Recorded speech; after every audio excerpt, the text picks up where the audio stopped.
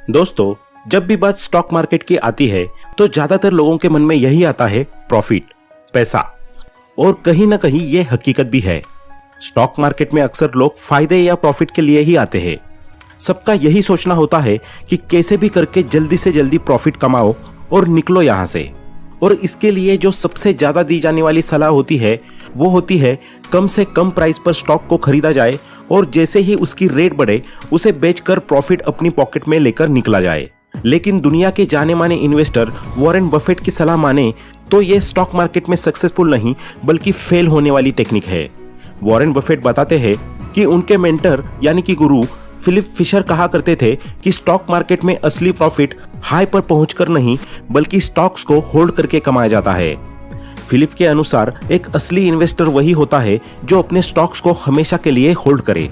लेकिन अब आप लोगों के मन में यह सवाल आ रहा होगा कि जब स्टॉक्स को बेचेंगे ही नहीं तो प्रॉफिट हमारे पॉकेट में आएगा कैसे? तो दोस्तों, इन सारे सवालों के जवाब के लिए बने रहिए मेरे साथ इस वीडियो के एंड तक, क्योंकि आज हम बात करेंगे वॉरेन बफेट के टीचर फिलिप फिशर की book common stocks and uncommon profit के बारे में, और साथ ही जानेंगे उन जरूरी लेसन्स के बारे में जो हमें स्टॉक मार्केट में सक्सेसफुल बनाने में हेल्प करेंगे। तो चलिए शुरू करते हैं। इस बुक का सबसे पहला चैप्टर है क्लूज फ्रॉम द पास्ट, जिसके अंदर फिशर कहते हैं कि स्टॉक मार्केट में सभी लोग प्रॉफिट ही कमाने के लिए आते हैं और इसके लिए वे अक्सर दो तरीके अपनाते हैं। पहला है सस्ते में स्टॉक्स को खरीदना और जब मार्केट में उनका रेट हाई हो जाए तो उसे बेच देना। वहीं दूसरा तरीका होता है एक अच्छी सी कंपनी ढूंढकर उसके स्टॉक्स को खरीद लेना और फिर उन्हें लंबे समय तक होल्ड करना। फिशर हमेशा से ही दूसरा तरीका ज्यादा प्रेफर करते हैं क्योंकि शॉर्ट टर्म मार्केट फ्लक्चुएशन का इस पर कोई फर्क नहीं पड़ता और आपका पैसा लगातार ग्रो करता रहता है। ऑथर फिशर की लाइफ का ही एग्जाम्पल ले लीजिए। फिशर ने साल 1954 में मोटोरोला के स्टॉक्स खरीदे थे और उन्होंने इन्हें इतने लंबे समय तक होल्ड किया कि 2004 में जब उनकी डेथ हुई तब भी वे स्टॉक्स उनके पास ही थे, क्योंकि उनकी लाइफ के सारे एक्सपेंसेस उन स्टॉक्स से आने वाले डिविडेंड से ही पूरे हो जाया करते थे। इसलिए उन्हें कभी अपने स्टॉक्स को बेचने की जरूरत ही महसूस नहीं हुई। यही वजह है कि ऑथर सबको यही सलाह देते हैं कि एक अच्छी सी कंपनी को देखकर उसके स्टॉक्स को ज्यादा से ज्यादा समय तक होल्ड किया जाए, ताकि प्रॉफिट तो छोड़िए, उसका 2-4% का डिविडेंड ही आपकी लाइफ का सारा खर्च पूरा कर दे। लेकिन अब बात आती है कि सेकंड मेथड अपना तो ले, मगर इंडिया जैसे देश में जहां 7,000 से ज्यादा कंपनी रजिस्टर्ड है, वहां पता कैसे करेंगे कि कौन सी कंपनी बढ़िया है और किसके स्टॉक्स हमें लॉन्ग टर्म में अच्छी ग्रोथ दे सकते हैं। इसके लिए फिशर अपनी बुक में आगे स्टकलबट मेथड की बात करते हैं। ऑथर कहते हैं कि इन्वेस्टमेंट करने से पहले आपको ऐसी कंपनी को चूज करना चाहिए जो लॉन्ग टर्म में भी लगातार ग्रोथ करती रहे। लॉन्ग टर्म का मतलब 5 या 10 साल नहीं, क्योंकि इतने सालों तक अगर पास्ट पर गौर करें तो खराब से खराब कंपनी भी ग्रोथ करती रहती है। कंपनी ऐसी होनी चाहिए जो कम से कम 20 साल तक लगातार ग्रोथ करती रहे। अब इसका पता आप कैसे लगाएंगे कि कौन सी कंपनी है जो इतने लंबे टाइम तक ग्रो कर सकती है? तो इसका पता लगेगा आपको सेक्टर देखकर। करंट टाइम में कौन सा सेक्टर बूम पर चल रहा है और आने वाले समय में किस सेक्टर में बूम आ सकता है या उसकी डिमांड बढ़ सकती है। जैसे आप एग्जांपल के लिए एनर्जी सेक्टर ले लीजिए। करंट टाइम में स्कूटर से लेकर ट्रेन तक और मेट्रो से लेकर वैन, हर चीज को इलेक्ट्रिक करने की दौड़ शुरू हो चुकी है। वहीं दूसरी ओर अदर सेक्टर्स में भी इलेक्ट्रिसिटी की मांग पहले से बहुत ज्यादा है। तो ऐसे में आने वाले समय में जब सारी की सारी चीजें इलेक्ट्रिसिटी पर डिपेंड होने वाली है, तो जाहिर सी बात है कि इलेक्ट्रिसिटी की डिमांड बढ़ेगी और ट्रेडिशनल सोर्सेस से इनकी पूर्ति नहीं हो पाएगी। ऐसे में आगे आएंगी रिन्यूएबल एनर्जी वाली कंपनीज जो सोलर या वाइंड जैसी चीजों से इलेक्ट्रिसिटी बनाती है। बस ऐसी ही कंपनीज के नाम आपको पता करना है। दूसरा एग्जाम्पल हम IT सेक्टर का ले सकते हैं, जिसकी आने वाले समय में डिमांड बढ़ती ही जाएगी। जब तक हम टेक्नोलॉजिकल एडवांसमेंट करते जाएंगे तब तक IT सेक्टर का काम बना ही रहेगा। इसके अलावा आप कंपनी के बारे में उसके कस्टमर से भी पता कर सकते हैं कि उस कंपनी के प्रोडक्ट कैसे हैं और उन प्रोडक्ट्स में ऐसा क्या है कि आप उन्हें बार बार खरीदना पसंद करते हैं। दूसरा, आप कंपनी के बारे में उसके एम्प्लॉय से भी पता कर सकते हैं कि कंपनी कैसी है और एम्प्लॉयज के साथ उसका व्यवहार कैसा है। कंपनी के अंदर प्रोफेशनलिज्म है भी या नहीं, आगे का रोड मैप और फ्यूचर प्लान्स क्या क्या है, एक्सेट्रा। दुनिया के जाने माने इन्वेस्टर वॉरेन बफेट ने भी अपने आसपास से देखकर ही डिसाइड किया था कि वे एप्पल कंपनी में अपना पैसा इन्वेस्ट करेंगे। वे बताते हैं कि उनके आसपास के ज्यादातर लोग एप्पल के प्रोडक्ट्स यूज कर रहे थे।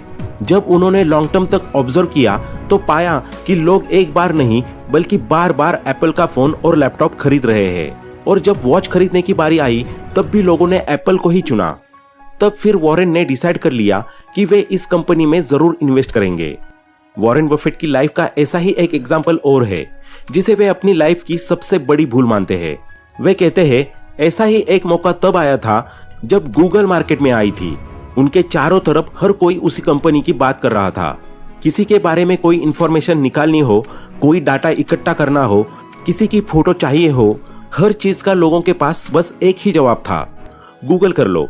वॉरेन बफेट बताते हैं, उन्हें हर रोज हजारों लोगों के मुंह से ये नाम सुनने को मिलता था, फिर चाहे वो उनकी कंपनी के एम्प्लॉय हो या फिर रेस्टोरेंट का कोई वेटर। लेकिन उनसे सबसे बड़ी गलती ये हुई कि उन्होंने इस बात पर ढंग से गौर नहीं किया, जिसका रिजल्ट ये हुआ कि वे समय रहते गूगल में इन्वेस्ट नहीं कर पाए और एक बहुत बड़ी और अच्छी अपॉर्चुनिटी उनके हाथ से निकल गई। नेक्स्ट, ऑथर फिलिप फिशर अपनी बुक में अगली जिस चीज की बात करते हैं, यानी कि लेसन नंबर 3, वो है डिविडेंड्स आर नॉट एवरीथिंग, यानी कि डिविडेंड्स ही सब कुछ नहीं होता। इसे हम एक स्टोरी के थ्रू समझते हैं। दो बहुत अच्छे दोस्त थे, एक का नाम था राजू और दूसरे का नाम था श्याम। राजू थोड़ा लालची किस्म का व्यक्ति था। वो हर दम इसी कोशिश में रहता था कि कहीं से भी कैसे करके प्रॉफिट बन जाए, मुझे खास ज्यादा कुछ करना भी ना पड़े और मेरा पैसा डबल ट्रिपल होता रहे।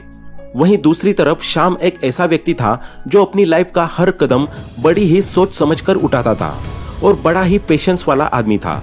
एक दिन दोनों ने डिसाइड किया कि क्यों ना अपने पैसे को स्टॉक मार्केट में इन्वेस्ट किया जाए। दोनों ने कंपनीज के बारे में देखना शुरू किया कि कौन सी कंपनी इन्वेस्टमेंट के लिए सही रहेगी। ऐसे करके उन्होंने पूरे 1 मंथ का टाइम लिया कि कहां पर पैसे इन्वेस्ट किए जाए। श्याम अपनी पसंदीदा कंपनी को बड़ी ही मेहनत के बाद सिलेक्ट करके लाया था। कंपनी के पिछले ग्राफ से लेकर सीईओ के रोड मैप तक वो सब कुछ देखकर आया था। यहाँ तक कि उसने कंपनी एम्प्लॉयज से कंपनी के बिहेवियर, R&D जैसी हर एक चीज के बारे में जानकारी ले रखी थी। वहीं दूसरी तरफ राजू को फालतू में अपना दिमाग खराब नहीं करना था इतनी सारी चीजें देखकर।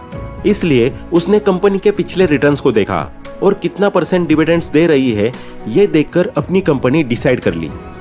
दोनों दोस्तों ने अपना एक अमाउंट अगले 15 साल के लिए इन्वेस्ट कर दिया। अगले कुछ सालों तक तो राजू बड़ा खुश रहा कि उसे डिविडेंड के रूप में बड़ा ही अच्छा अमाउंट मिल रहा है और ऊपर से श्याम से ज्यादा भी। लेकिन जैसे ही 10वां साल आया, राजू की कंपनी का मार्केट में नामो निशान नहीं रहा। वही श्याम की कंपनी लगातार ग्रोथ कर रही थी। इसकी वजह से उसका डिविडेंड अमाउंट भी लगातार बढ़ता ही जा रहा था। इसकी वजह थी कि श्याम ने जिस कंपनी में इन्वेस्ट किया था उसका आगे का रोड मैप क्लियर था। वो अपने लॉयल एम्प्लॉयज को मार्केट से ज्यादा पे कर रही थी ताकि वे अपना 100% दे सके। दूसरा, रिसर्च एंड डेवलपमेंट में भी वह अपना अच्छा खासा अमाउंट खर्च करती चली आ रही थी। यही वजह थी कि आज वह कंपनी केवल इंडिया में ही नहीं बल्कि ग्लोबली भी अपना कस्टमर बेस बना चुकी थी। दूसरी तरफ राजू की कंपनी ने ऐसा कुछ भी नहीं किया था। उसका तो कोई आगे का रोड मैप था ही नहीं। उसने तो बस मार्केट से ज्यादा पैसा उठाने के चक्कर में अपने इन्वेस्टर्स को डिविडेंड का लालच दिया था और उसी लालच में आकर राजू ने अपना पैसा इन्वेस्ट कर दिया। यही वजह थी कि राजू की कंपनी समय से पहले ही डूब गई। इसलिए ऑथर सबको यही सलाह देते हैं कि डिविडेंड्स ही सब कुछ नहीं होता। इन्वेस्ट करने से पहले बाकी सारी चीजों का भी पता करना बहुत जरूरी होता है। अब दोस्तों आते हैं लास्ट लेसन पर, जिसमें ऑथर फिलिप फिशर ने इन्वेस्टमेंट को लेकर कुछ डोंट्स के बारे में बताया है। सबसे पहले वे बात करते हैं कि हम सभी ने अक्सर देखा होगा कि फाइनेंस के फील्ड में एक कहावत बहुत ही ज्यादा पॉपुलर है, never put your all eggs in one basket, यानी कि कभी भी अपना सारा पैसा एक कंपनी या एक जगह पर इन्वेस्ट नहीं करना चाहिए। ऑथर कहते हैं कि कुछ हद तक तो ये ठीक भी है, लेकिन इसके चक्कर में अक्सर लोग अपने पोर्टफोलियो को इतना डाइवर्सिफाई कर देते हैं कि उनके पास कभी कोई अच्छा या बड़ा रिटर्न आ ही नहीं पाता। और ऊपर से मार्केट में हर दूसरा व्यक्ति ये एडवाइस दे रहा होता है कि अपना पोर्टफोलियो डाइवर्सिफाई करो, लेकिन ये कोई भी नहीं बताता कि कितना डाइवर्सिफाई करे। 20 अलग अलग कंपनीज में इन्वेस्ट करे या 50 अलग अलग कंपनीज में। माना कि डाइवर्सिफाई करना जरूरी है, लेकिन इतना भी नहीं कि आपका अच्छा खासा अमाउंट रेवड़ी की तरह बिखर जाए।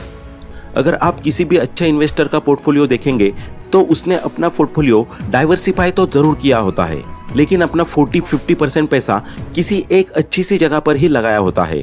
यहाँ तक कि वॉरेन बफेट ने भी अपने पोर्टफोलियो को बहुत ही लिमिटेड रूप में डाइवर्सिफाई कर रखा है। अगले डोंट्स की बात करते हुए ऑथर कहते हैं कि don't follow market fads. Fisher कहते हैं कि स्टॉक मार्केट एक ऐसी जगह है जहां पर आए दिन कोई ना कोई फैड चलता ही रहता है। कभी कंपनी के बारे में बिना कुछ जाने उसमें ज्यादा से ज्यादा इन्वेस्ट या उसके स्टॉक्स बाय करने का, तो कभी बिना किसी वजह से उसके स्टॉक्स को सेल करते रहने का। बेहतर यही होगा आप इन मार्केट फैड्स और ट्रेंड से दूर रहे, वरना आप अपनी मेहनत की कमाई को इस ट्रेंड के चक्कर में ऐसे ही गवा बैठेंगे। जब भी इन्वेस्ट करना हो तो उससे पहले कंपनी के बारे में अच्छी तरह से जान लेना और सारी इंक्वायरी कर लेना बहुत ही जरूरी है, तभी आप एक अच्छे और सक्सेसफुल इन्वेस्टर बन पाएंगे। तो दोस्तों, ये थे कुछ amazing lessons common stocks and uncommon profit book में से। आशा करता हूं कि आपको इस वीडियो से काफी कुछ सीखने को मिला होगा। अगर आपको ये वीडियो पसंद आई हो तो वीडियो को लाइक करें, अपने दोस्तों के साथ शेयर करें और ऐसे ही वैल्यूएबल वीडियोस को देखने के लिए चैनल को सब्सक्राइब करना ना भूलें। अपना कीमती समय देने के लिए धन्यवाद। Thanks for watching.